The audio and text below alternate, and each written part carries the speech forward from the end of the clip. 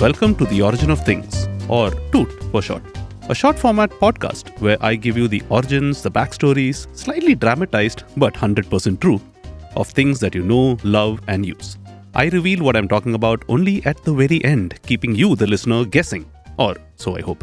In previous seasons, I've taken you through the stories that have led to some of your favorite brands and the unlikely stories and accidents that got us there. If there's a lesson from this podcast, let it be that great things can come from the most unexpected of places and sometimes even mistakes. I am your host, Deepak Gopalakrishnan, or as the world calls me, Chuck. The origins of that for another day. In this season, we're going to do something slightly different. Let's get cracking. This story is about two of rock music's most famous names. Maria Vidal was one of them. Now, you might not have heard of Maria Vidal. Her finest moment was her single, Body Rock, which reached number 8 on the US dance charts. She was also involved with several other musical projects. None of them really gave her superstardom, although she did appear as a musical guest on a Saturday Night Live episode. And that was about it. At the time of this writing, she had 107,005 monthly listeners on Spotify. It's interesting how one of rock's most famous names has modest statistics. In fact, so modest that she would have to work as a waitress at a diner for extra cash. Now let's talk about the second famous name, Thomas. Thomas was a fine young man, a talented baseball player while he was a student at the Cerebral War Memorial High School, not too far away from New York City. He harbored dreams of playing at the biggest of arenas.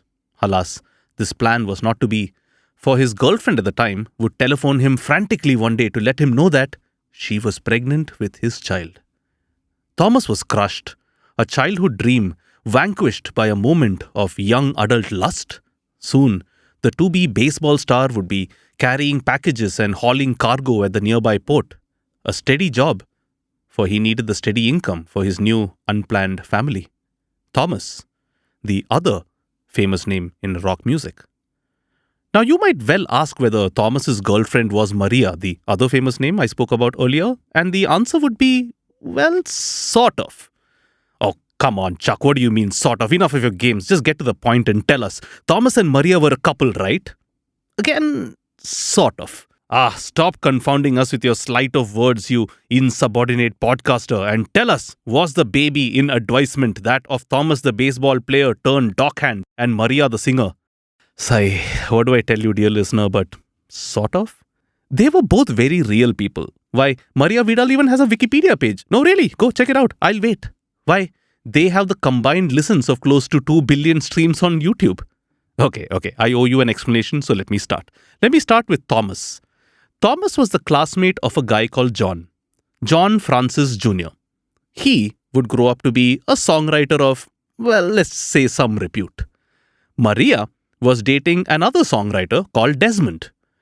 Both of them had their non-musical jobs, Maria as a waitress, as mentioned before, and Desmond as a cab driver.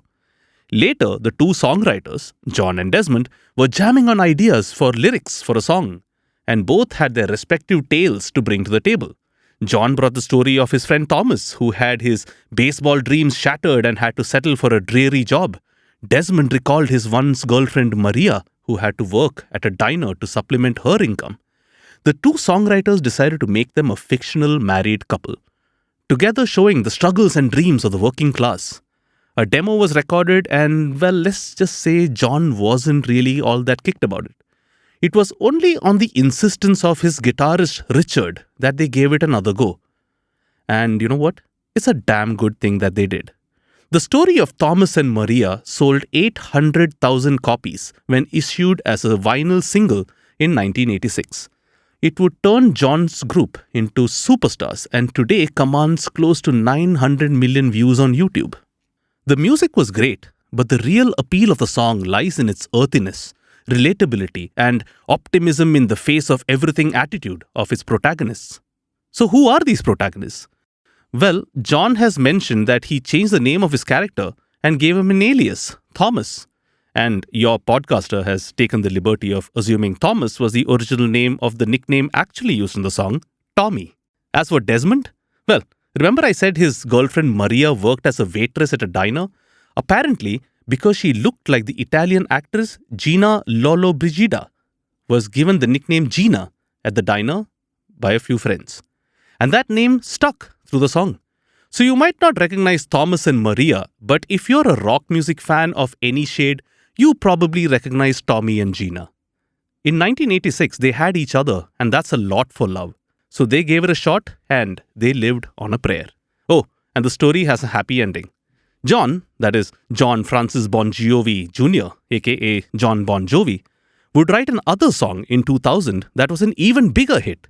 It was a song written for those who stood their ground, like Tommy and Gina, who never backed down. That's Living on a Prayer and It's My Life, respectively. See you next week with another episode of The Origin of Things.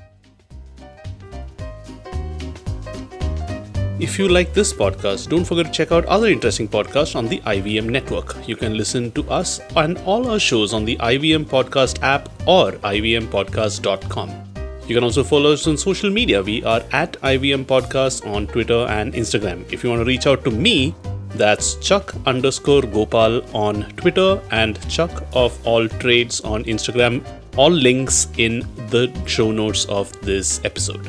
See you next week.